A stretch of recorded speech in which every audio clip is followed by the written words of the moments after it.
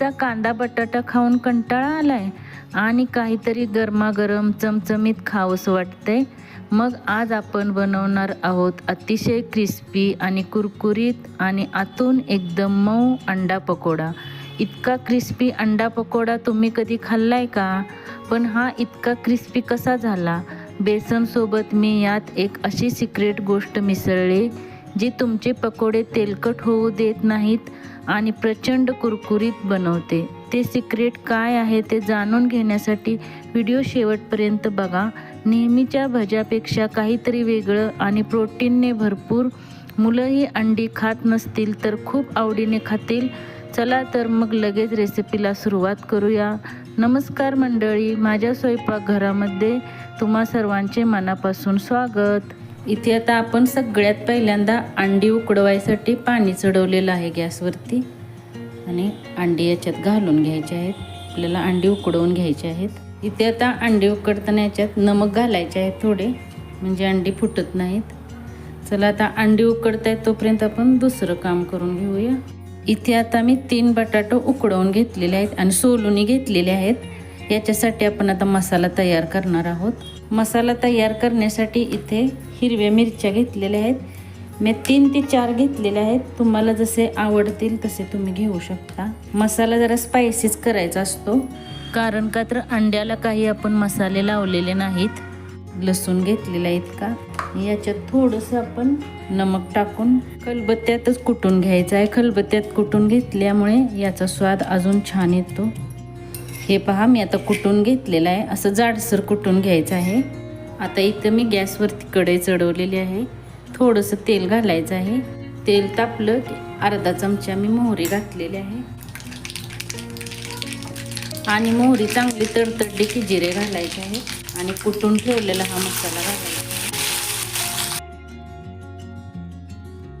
धने पावडर 1 चमचा. तुम्ही याच्यात धने पावडरच्या ऐवजी धने कुटून घालू शकता. हळद अर्धा चमचा घातलेले आहे. हळदीने कलर छान येतो. सर्व असे भाजून घ्यायचे आहे. गरम मसाला अर्धा चमचा घातलेला आहे.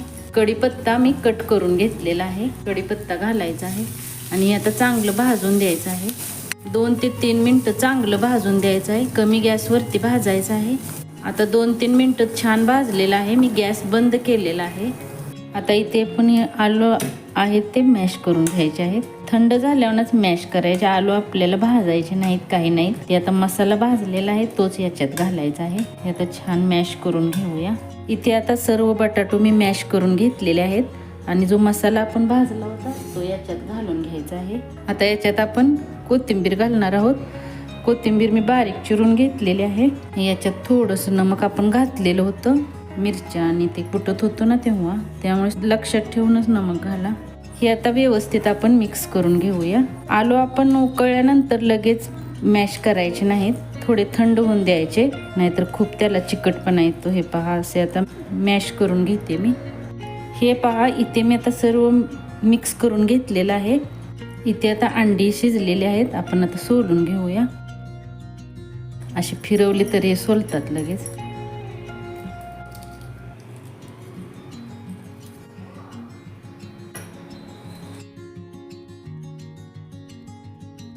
अशीच आपण आता सर्व सोलून घेऊया.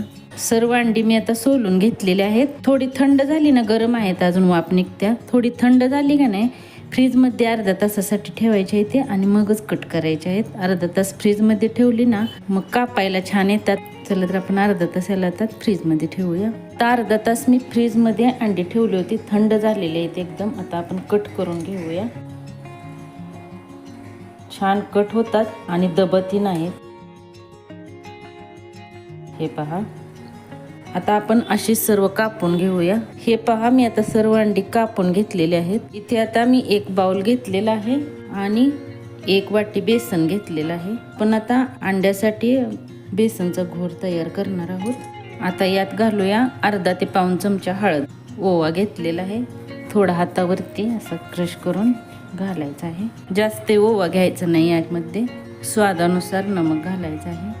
आणि आपण बटाट्याचं मिश्रण तयार केलंय ना, त्याच्यात हिरव्या मिरच्या घातलेल्या आहेत. पण याच्यात आपण तिखट घालायचं आहे. जरा जास्तच घालायचं म्हणजे छान होईल. इथे मी आपला घरचा मसाला घेतलेला आहे. तुम्ही लाल मिरची पावडरही घालू शकता, पण याने खूपच छान टेस्ट येते. मी 1 ते 1.5 चमचा घातलेला आहे. आणि आता अंडा पकोडा एकदम क्रिस्पी होण्यासाठी आपण याच्या सिक्रेट इन्ग्रेडियंट ॲड करणार आहोत. ते म्हणजे 2 चमचे तांदळाचे पीठ. त्याऐवजी तुम्ही कॉर्न फ्लोअर सुद्धा घालू शकता. तर हे आपलं ते सिक्रेट इन्ग्रेडियंट होतं. तांदळाचे पीठ घातल्यामुळे पकोडे एकदम जास्त वेळ कुरकुरीत राहतात. आता याच्यात आपण पाणी घालून मिक्स करून घेऊया. आता थोडं थोडं करून पाणी घालून, मिश्रण जास्त घट्टही नाही किंवा जास्त पातळी करायचे नाही. अंडा पकोड्यासाठी मिश्रण एकदम पातळी नको आहे किंवा जास्त घट्टही नको. थोडं थोडं करतच करायचं. अंड्यावरती कोटिंग छान आलं पाहिजे. बटाट्याचं आपण मिश्रण तयार केलेलं आहे. त्याच्यात आलं लसूण पेस्ट आपण घातलेलं आहे, हिरवी मिरची घातलेली आहे, सर्व काही. आणि जर ते करायचं नसेल, फक्त अंडीच तुम्हाला याच्यात बुडवून अंडा पकोडा बनवायचा असेल, तर तुम्ही याच्यात आलं लसूण मिरचीचा पेस्ट घालू शकता. बेसनमध्येच चांगलं फेटून घ्यायचं आहे आता याला, म्हणजे अंडा पकोडा एकदम हलका आणि क्रिस्पी छान होतो. हे पहा, असं झालं पाहिजे किंवा असंही तुम्ही पाहू शकता. हे पहा असं झालं पाहिजे. असं चमच्यावर आपण बोट उठवलं तर ना, खाली वगळून आले. याचा अर्थ आपलं मिश्रण एकदम परफेक्ट झालेलं आहे. हे अंडी कट केलेले आहेत, त्याच्यावर थोडासा चाट मसाला स्प्रिंकल करूया. कारण का तर अंड्याला आपण काही मसाले लावलेले नाहीत आणि अंड्याचा स्वादही खूप छान लागेल. सर्व अंड्यावरती आपण आता चाट मसाला लावून घेतलेला आहे. आता हा मसाला आपण तयार केलेला आहे ना, तो आपण अंड्यावरती लावून घ्यायचा आहे. जास्तही लावायचं नाही, अंड्याला स्वाद येणार नाही.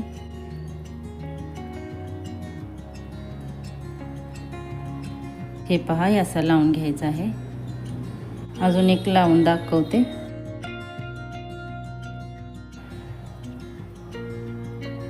हे पहा, असेच आपण आता सर्व लावून घेऊया. अशा प्रकारे मी आता सर्व हे पहा लावून घेतलेलं आहे. असे लावून घ्यायचे. आता आपण तळून घेऊया. तर इथे मी तेज आचवर तेल कडकडीत गरम होण्यासाठी ठेवलेलं आहे. आणि आता हे पिठात एकदम असं घोरून आपल्याला अंडं पूर्ण कोटिंग झालं पाहिजे, लक्षात ठेवा. आणि असे सोडायचे आहेत.